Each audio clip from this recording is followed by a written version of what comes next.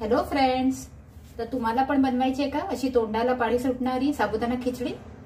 तर आज निगुतीमध्ये मी तुम्हाला साबुदाणा खिचडीची रेसिपी दाखवणार आहे. चला तर मग आपण पटकन ही रेसिपी बनवायला घेऊ. तर साबुदाणा खिचडी बनवण्यासाठी मी इथे 1 चमचा जिरं घेतलेलं आहे, एक 3-4 हिरव्या मिरच्या मी बारीक कापून घेतलेल्या आहेत, थोडासा कढीपत्ता घेतलेला आहे मी. त्याचबरोबर आपल्याला लागणार आहे तूप. मी इथे शेंगदाण्याचा कूट घेतलेला आहे अर्धा वाटी. हे शेंगदाणे भाजून मग त्याचा मिक्सर मध्ये कूट करून घेतलेला आहे, तर तो एक अर्धा वाटी घेतलेला आहे मी. इथे 2 मीडियम साईजचे बटाटे मी उकडून घेतलेले आहेत आणि मग त्याचा साल काढून मी त्याच्या अशा फोडी करून घेतलेल्या आहेत छोट्या छोट्या. त्याचबरोबर इथे कोथिंबीर घेतलेली आहे.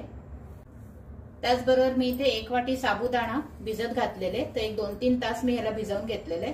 2-3 वेळा स्वच्छ पाण्याने धुवून मग साबुदाणे आपल्याला 1 वाटी साबुदाणा असेल तर 1 वाटी पाणी घालून भिजत ठेवायचे आणि मग त्यातलं पाणी काढून हे असे आपल्याला गाळून घ्यायचे. तुम्ही बघू शकता किती सुटसुटीत असे मस्त फुललेले आहेत साबुदाणे. अशा केल्याने जास्त पाणी जर तुम्ही ठेवलं तर साबुदाणे गुळगुळीत होतात आणि मग आपली खिचडी पण थोडीशी अशी चिकट होते. तर ते न होण्यासाठी ह्याला जास्त वेळ पाण्यात नाही ठेवायचे, 2-3 तास ठेवा आणि मग पाणी गाळून घ्या. चला तर मग आता आपण खिचडी बनवायला घेऊ. तर इथे कढईमध्ये मी तूप घालून घेतलेले, 1-2 चमचे तूप घातलेले आहे मी. ते आता गरम झालंय आपलं तूप. तर त्यामध्ये मी जिरं घालते.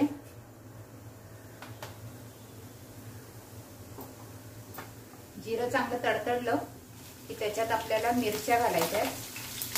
त्याचबरोबर आपण कढीपत्ता घालणार आहोत.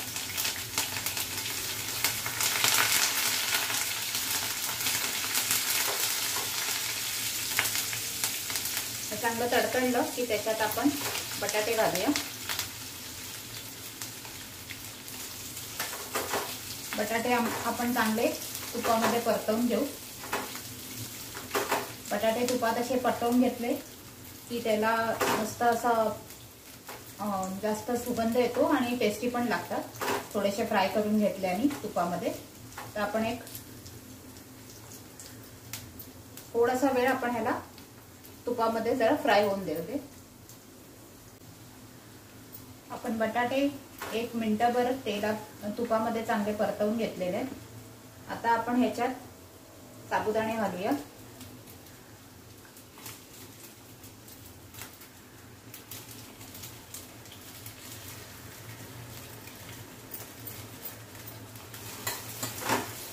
साबुदाणे घालून सुद्धा हे आपल्याला व्यवस्थित असं परतवून घ्यायचं.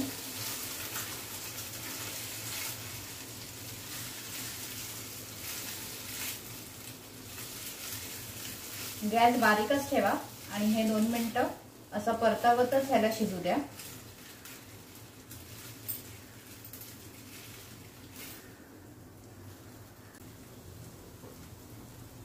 तुम्ही बघू शकता आपले साबुदाणे आता असे ट्रान्सपरंट व्हायला लागले. आपण इथे 1 चमचा साखर घालणार आहोत. त्याचबरोबर आपण घालतोय थोडंसं मीठ. साखर ऑप्शनल आहे, तुम्हाला हवं असेल तर घाला, नाही घातली तरी चालेल. आम्हाला साबुदाणा खिचडीमध्ये साखर आवडते म्हणून मी घालते. त्याच्याने थोडीशी गोडसर तिखट अशी होते. ती ऑप्शनल आहे, तुम्ही घालू शकता किंवा नाही घातली तरीही चालेल, ते तुमच्या चॉईसवर आहे. त्याचबरोबर आपण इथे शेंगदाण्याचा कूट घालणार आहोत.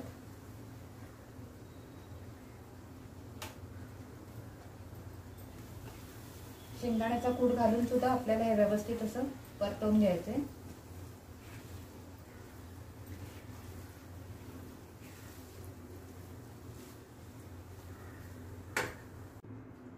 शेंगदाण्याचा कूट घालून 1-2 मिनिटं परतवल्यावर तयार आहे आपली साबुदाणा खिचडी. तर ह्याला जास्त वेळ लागत नाही, एक हार्डली 5 मिनिटं लागतात. अशा पद्धतीने झालेली आहे आपली साबुदाणा खिचडी. चला तर मग आपण ही प्लेटमध्ये सर्व करून घेऊ. तर अशा पद्धतीने तयार आहे आपली साबुदाणा खिचडी. तुम्ही उपासाला खाऊ शकता. उपास नसला तरी तुम्हाला जर ही आवडत असेल तर तुम्ही कधी बनवू शकता आणि अगदी झटपट होते 5 मिनिटात. सो तुम्ही अशा पद्धतीने नक्की करून पहा, तुम्हाला ही नक्की आवडेल. आणि तुम्हाला जर माझी ही रेसिपी आणि हा व्हिडिओ आवडला असेल तर माझ्या व्हिडिओला जास्तीत जास्त लाईक आणि शेअर करा आणि माझ्या चॅनलला सबस्क्राईब करा. आणि हां, बेल आयकॉन दाबा जेणेकरून तुम्हाला माझ्या नवीन नवीन रेसिपीचे नोटिफिकेशन येत राहील. आपण पुन्हा भेटू. थँक्यू.